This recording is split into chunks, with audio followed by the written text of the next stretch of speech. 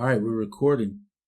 So I just wanted to work on a song, maybe do it while I'm recording, kind of give you my process without giving you my process. In other words, I'm just going to have fun and create, and you can watch and pick from it what you like. And I don't usually do this often, so this is just kind of me having fun and not really feeling like doing a whole bunch of talking. Although I say that and I probably still talk, but it is what it is. So let's see here. So I just laid these chords down, just so you know.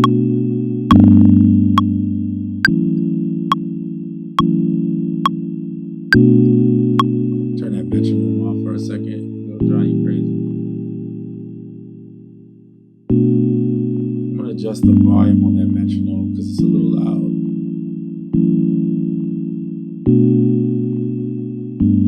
Maybe turn this down.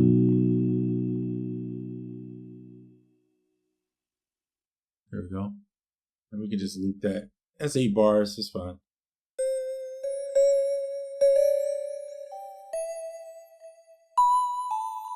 I'm going to turn the ARP on.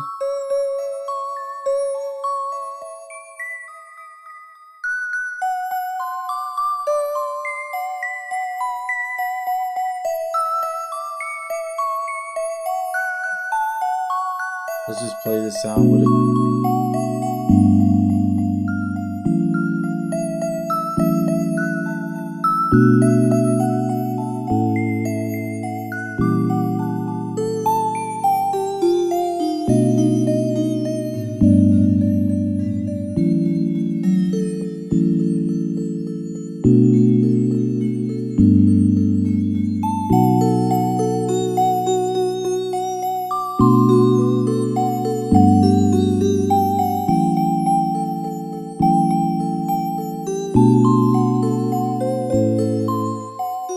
Feeling it.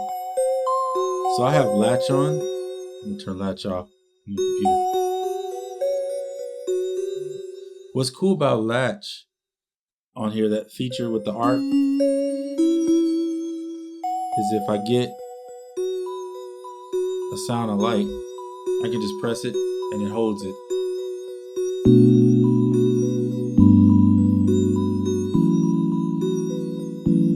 Which is kind of like, reminds me of Harmony Bloom. Once I add a new note in, it changes it.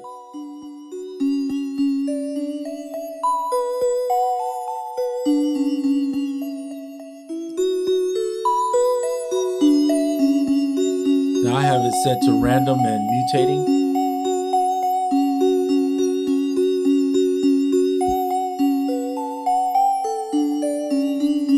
So if I take off,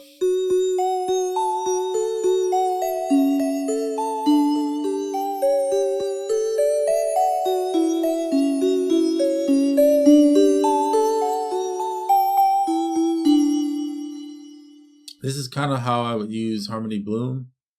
Of course, you can't really set and save the setting. It just saves those, or just sets it as whatever you set it prior. Hopefully that made sense. A lot of set going on up in there. One way to do this is scale lock it. Then you don't have to even scale lock the keyboard. So then you could just latch that. I'm gonna turn latch on and record that.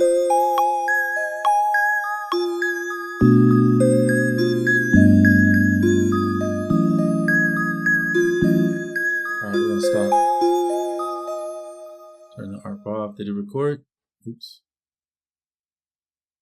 Yeah, so it is recording the ARP, which is good.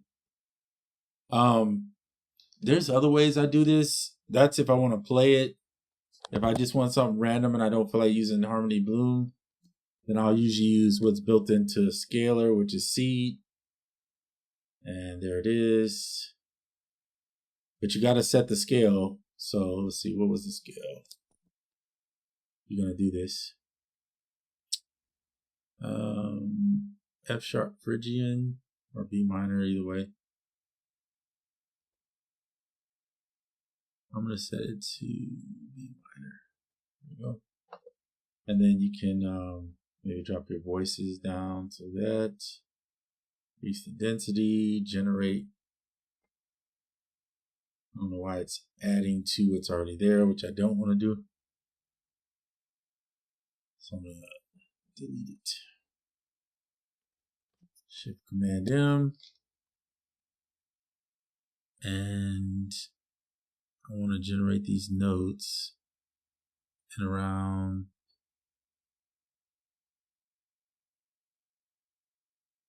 3. There you go, to 5. Duration of them can be there. We'll increase the density, and then we'll click generate a couple times and see what we get.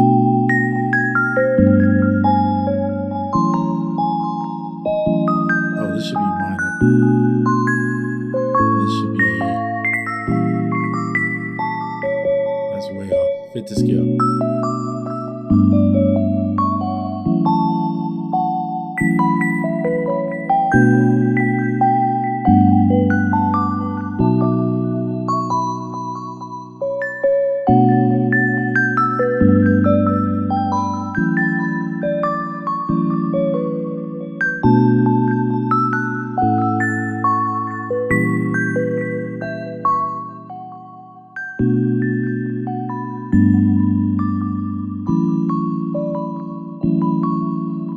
Turn that down, and I might put some reverb on it. Let's go to Valhalla Supermassive.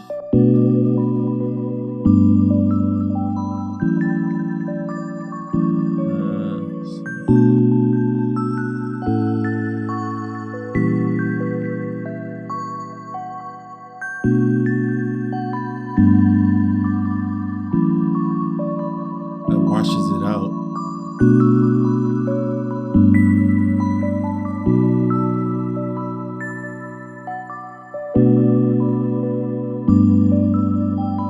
I like that.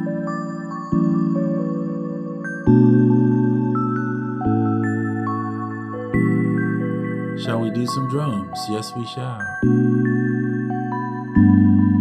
Cashmere. Let's see what these.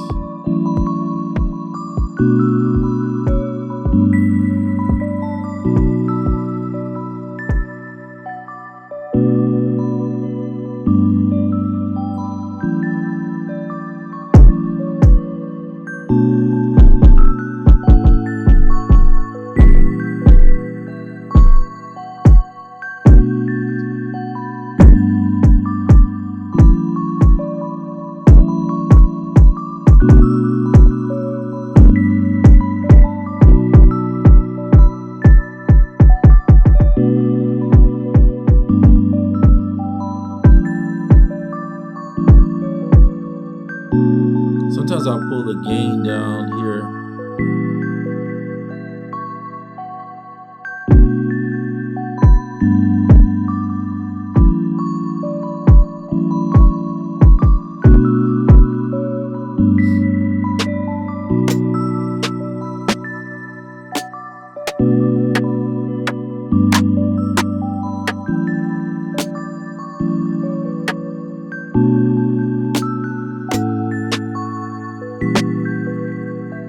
Take that one, that sounds good. Maybe turn it down a little bit.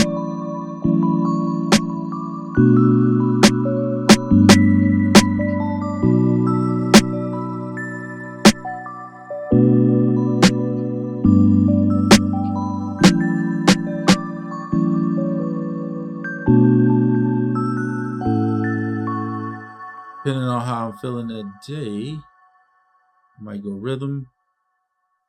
Drop this thing down a little bit. Oops. Down here.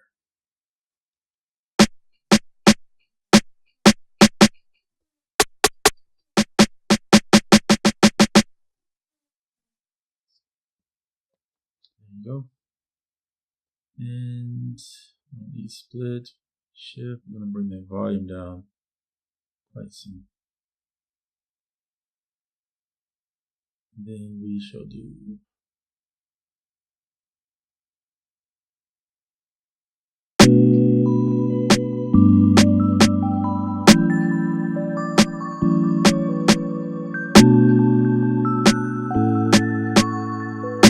a lot of times I don't even bother trying to do too much of that extra stuff. There you go. Oops. I messed up right.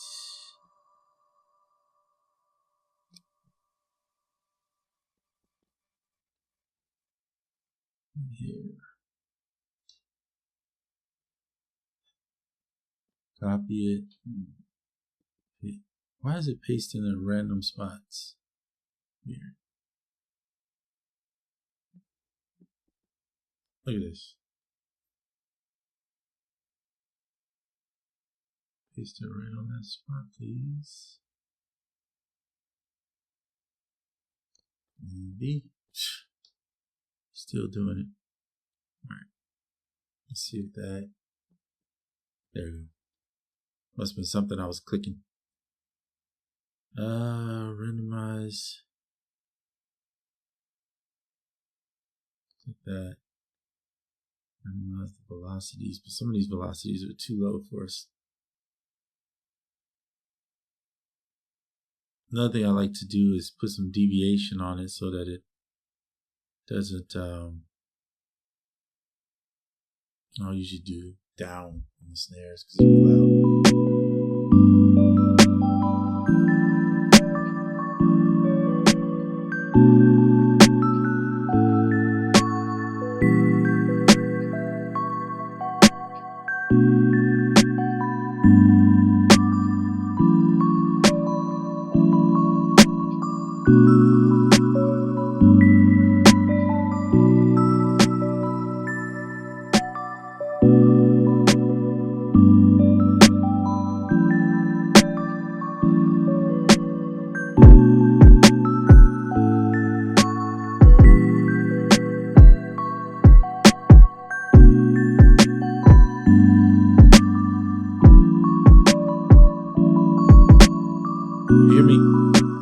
If you hear me doing that, in my mind, I'm trying to think of the hi-hat. I think we all have our little quirky things that we do, right?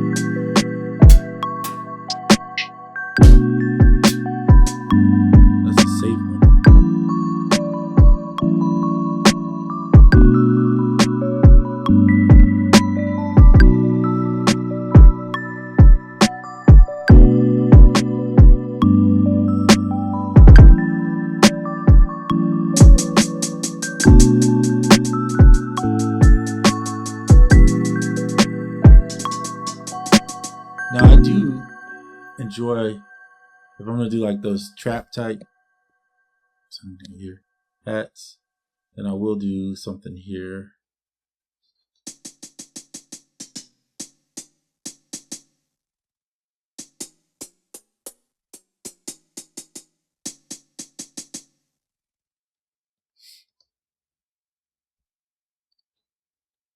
Option, click that one, then it locks it in the pitch right there. I might do splits, maybe accent on the fifth, throw some patterns, put some more density in there, maybe more steps.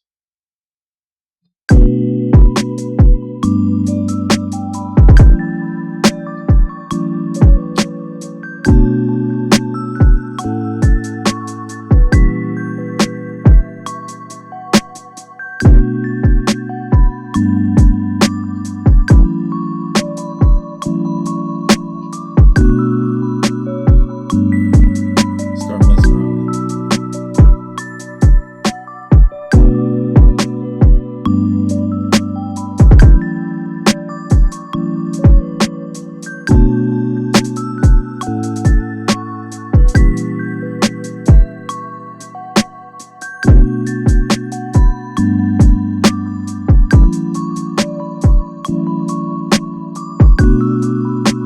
Drop the deviation down a little bit. It's not my favorite, but sometimes it's just a way to start.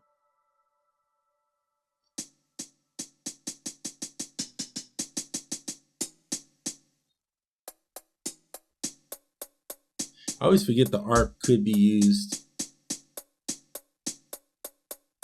with the swing. I didn't even think about that till just now. So that's what I'm doing. I'm messing with the arp and the swing. And actually this gives the rate could be your ratchets, like right, doing the 16th. Didn't even think about that. Oh, change the tempo. No, don't do that.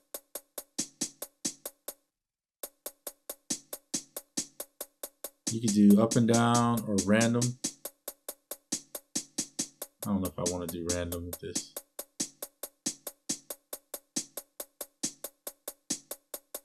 That sounds a little weird. Maybe change the gate.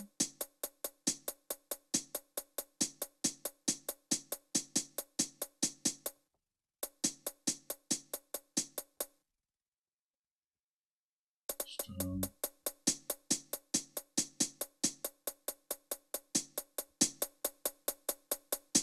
This is set to latch. Turn that latch off. Now I have control. That's interesting. I don't know if I would use it. Let's see here. Could just do turn the ARP off. Go shift drum. Ooh.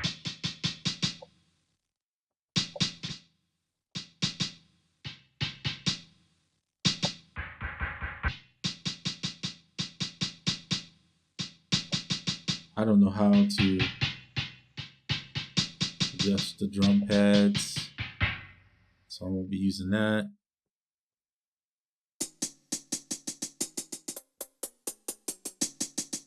I do kind of not like this. Filter it a little bit. Let's just play it.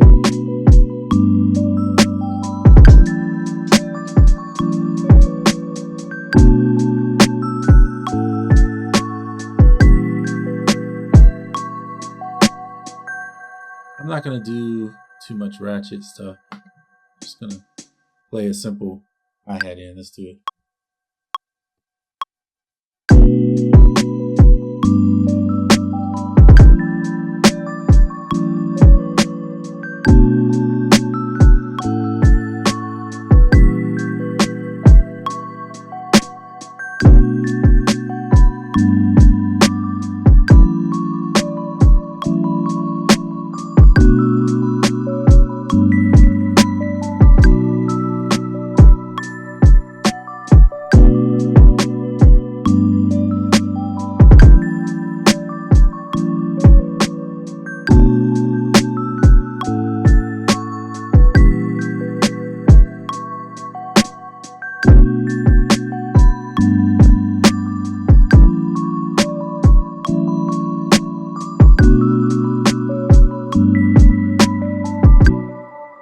Then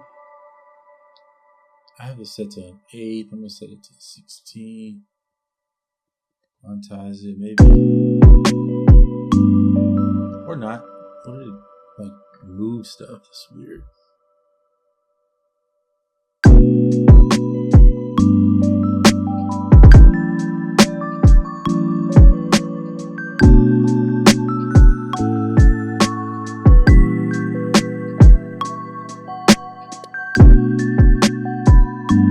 Nudge it a little bit. Oops, not that much.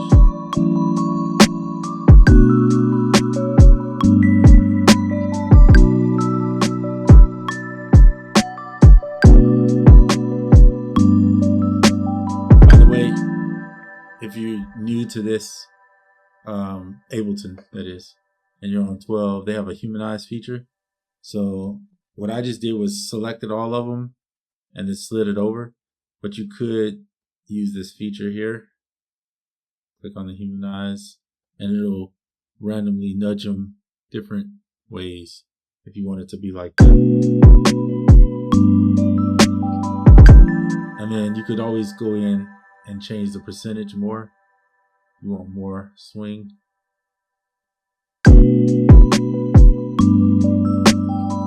Another thing that's cool about Ableton too is, and there may be other programs that do similar things, if you like a groove that exists within one, like here I have some D'Angelo stuff, so you can find, let's see, what's like brown sugar, right? Let's throw that groove on. This is that groove.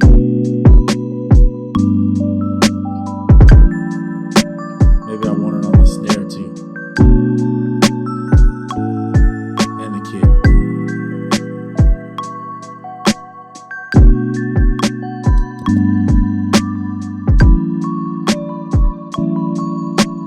So it adds the groove to it.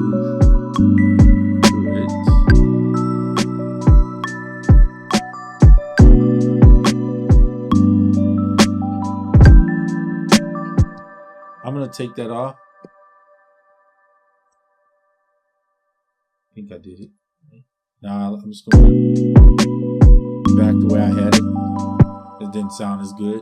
I was just showing you that you could pull grooves there and get that swing.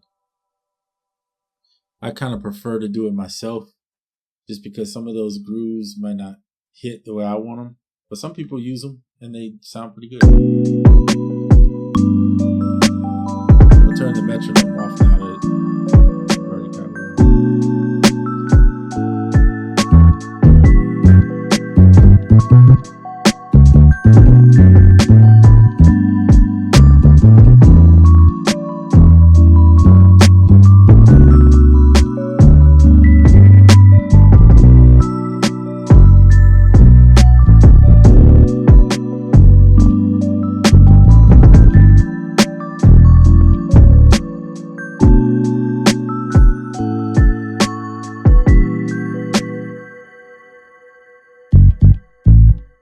Different ways to get the bass line. You could play it in and fill it, which is the best way probably. Well, let me, J. There we go. Or you could come in and pull the bass notes from here. Just Command C and build a bass line. Command there, then Command V. So now you have the bass notes.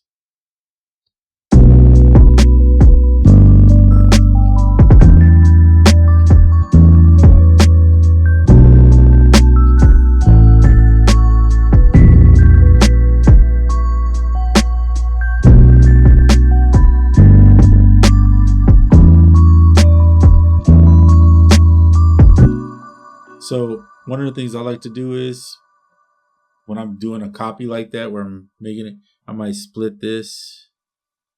And as long as I know it's not set, hold on, let me go back. I gotta remember to set this globally, just set it across all the tracks. I think it was, I forgot what it was. That quick. All right, let's go into here. I'm gonna show you what forgot to do this. B minor, okay, that worked. So just globally, I'm gonna set this to B minor. Okay. That way, when I'm in here, I see the purple ones are in scale if I need to remember what the keys are. I should know what they are, but whatever, I don't. So let's try that. So we'll go.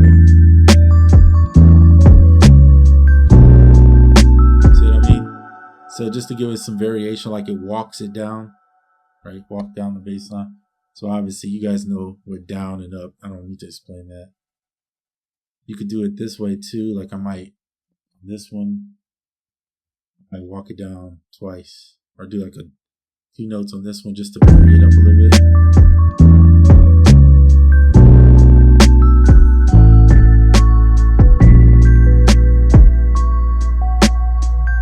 All right, so right here, because I know this is going to be similar to this, I might split this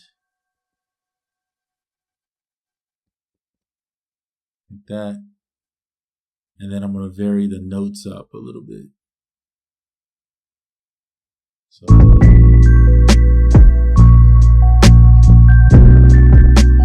to give it something different.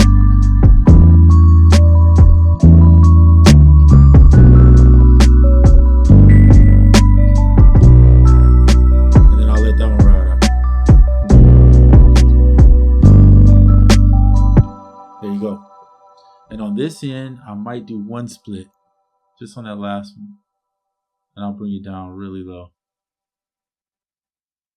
So then it sounds.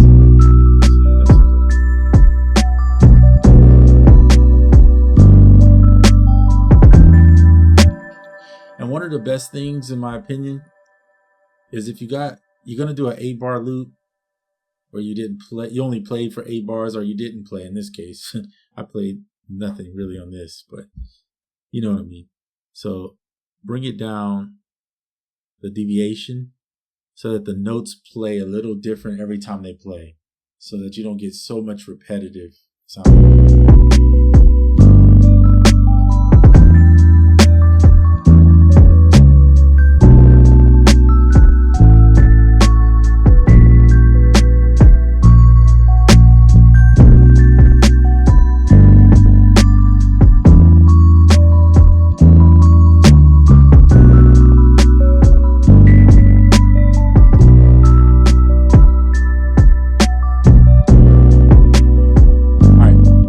Another thing is very similar to what I showed in the previous one.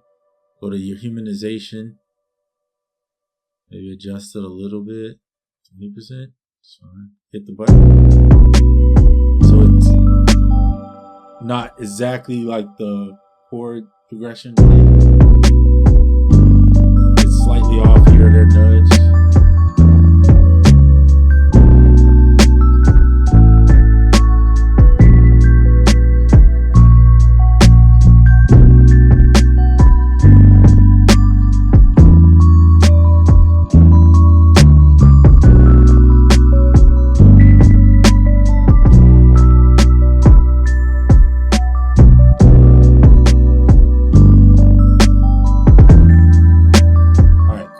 That. Nice. We'll go ahead and Command J, that consolidates it. You do that with the audio and the MIDI sometimes. Let me answer this person.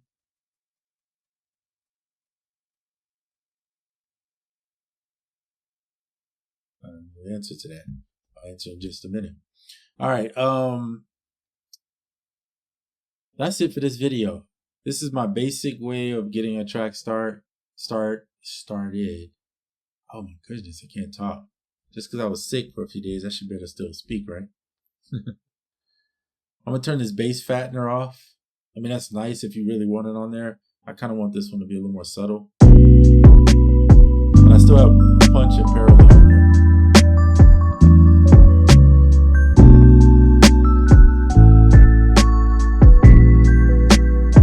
If I put the fattener on, it definitely accentuates the bass and make it fatter, that's for sure.